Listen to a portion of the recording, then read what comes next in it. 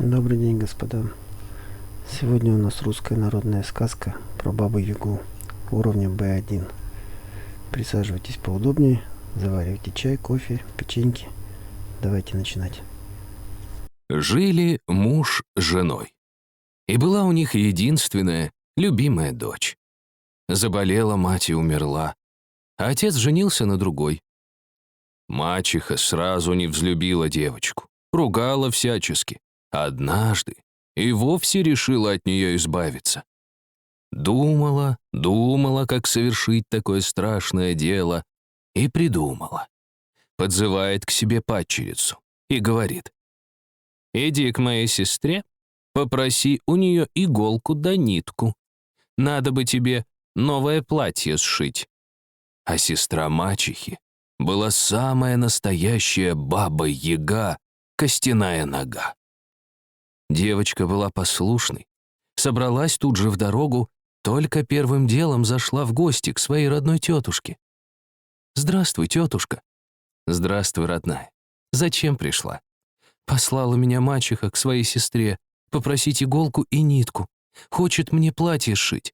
Родная, возьми от меня гостинцы. Ленточку, масло, хлебушка кусочек, да мясо лосточек. Они тебе пригодятся». «Спасибо, тетушка». Пошла девочка прямиком в лес, где Баба-Яга жила. Шла долго и, наконец, увидела избушку на курьих ножках, а там в окошке Баба-Яга, костяная нога, сидит, ткет. «Здравствуй, тетушка», — говорит девочка. «Здравствуй, племянница», — говорит Баба-Яга. «Зачем пришла?»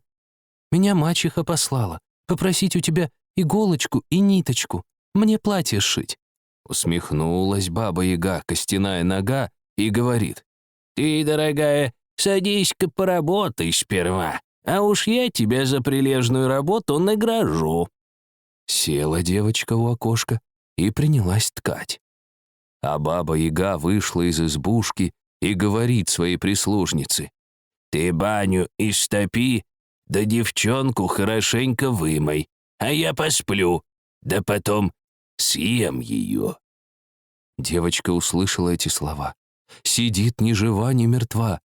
Как заснула Баба-Яга, так стала она просить прислужницу: «Не топи баню горячо, да не смотри через плечо, а я тебе платочек подарю». И подарила свой платок. Тут и Баба-Яга проснулась, подошла к окошку и спрашивает: «Ткешь, племянница?» «Тку, тетушка».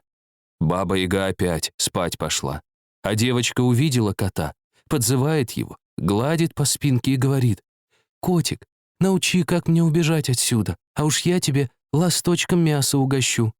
Кот ей говорит: «На добро добром отвечу. Возьми на столе у Бабы-Яги волшебный гребень и полотенце и беги скорее домой. В дороге приложи ухо к земле и послушай. Коль услышишь, что Баба-Яга за тобой бежит, брось гребешок, вырастет густой дремучий лес. А коли до дома добежать не успеешь, а Баба-Яга сквозь лес продерется и снова начнет тебя настигать, брось полотенце, разольется широкая да глубокая река». Поблагодарила девочка кота, взяла гребешок и полотенце и бросилась бежать к дому родному. Злые собаки Бабы-Яги бросились было к девочке, так она им хлебушка кусочек дала, словом ласковым не обделила, пропустили ее сторожевые псы. Ворота заскрипели страшно, так девочка их маслицем смазала, и они распахнулись, пропустили беглянку. Березка зашумела листьями, закрутила ветвями, а девочка ей ленточку красивую повязала, деревце ее и пропустила. Поблагодарила она кота, взяла полотенце и гребешок и побежала. А кот тем временем сел возле окошка, да ткать принялся. Проснулась Баба-Яга, подошла к окошку и спрашивает: «Ткешь, племянница?» А кот ей отвечает: «Тку, тетушка». Бросилась Баба-Яга в избушку и видит: девочки нет, а кот сидит, ткет. Давай, Баба-Яга, кота ругать, на чем свет стоит, а он ей отвечает: «Я тебе столько лет служу, ты мне косточки обглоданной не бросила, а она меня мясом угостила». Выбежала Яга из избушки, накинулась на собак. «Почему девочку не кусали?» Собаки в ответ: «Мы тебе столько лет служим. Ты нам горелой корочки не бросила, а она нам хлебушка кусочек дала». побежала Баба-Яга к воротам. «Почему девочку выпустили?» А те отвечают: мы тебе столько лет служим, ты нам и водицы под пятачки не подлила, а она нас маслицем смазала. Подскочила Баба-Яга к березке, а та ей сразу и говорит: я тебе столько лет служу, ты меня ниточкой не перевязала, а она мне ленточку подарила. А тут и прислужница говорит: я тебе столько лет служу, никогда слова доброго от тебя не слыхала, а она платочек мне подарила, хорошо да ласково со мной разговаривала. Села Баба-Яга в ступу и немедля отправилась в погоню. А девочка как раз остановилась, приложила ухо к земле и слышит: земля дрожит, трясется, Баба-Яга гонится и уж совсем близко. Достала тогда девочка гребень и бросила прямо в землю. Вырос в тот же миг лес дремучий. Примчалась к лесу Баба-Яга, давай его ломать, а девочка тем временем бежит со всех ног. Много ли, мало ли времени прошло, приложила девочка ухо к земле и слышит: земля дрожит, трясется, Баба-Яга гонится, уж совсем близко. Взяла девочка полотенце и бросила на земь. В тот же миг разлилась река широкая-приширокая, глубокая-приглубокая.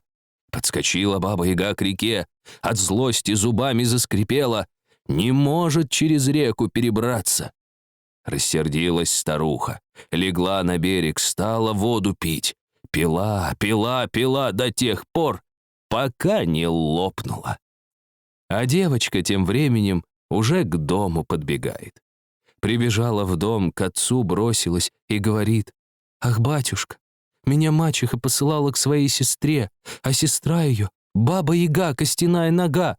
Она меня съесть хотела, на силу я от нее убежала». Как услыхал такое отец, в тот же час прогнал мачеху. Стали они жить с дочерью вдвоем, жить дружно и не тужить. Тут и сказки конец.